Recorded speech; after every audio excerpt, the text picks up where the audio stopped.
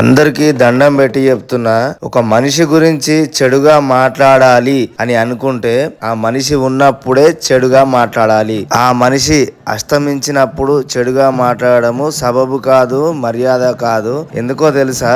ఆయన ఉన్నప్పుడు మాట్లాడితే దానికి సమాధానం ఆయన్నే చెప్తాడు. ఆయన లేనప్పుడు మాట్లాడితే సమాధానం జనాలు ఎట్లా చెప్తారు చెప్పండి. చూడండి, ఆ మనిషి మంచోడు కాకపోతే 5-6 వేల మంది జనాలు ఎందుకు వస్తారు చెప్పండి ఒక్కసారి.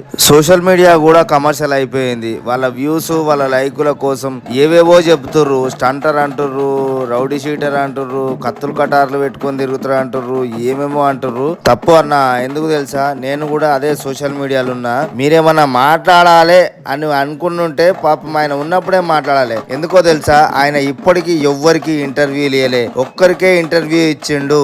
ఆ ఇంటర్వ్యూ ఇచ్చిన తర్వాత కూడా లాస్ట్ లో ఏం చెప్పిండు తెలుసా? నా తరపు నుంచి ఏమన్నా నా వీడియో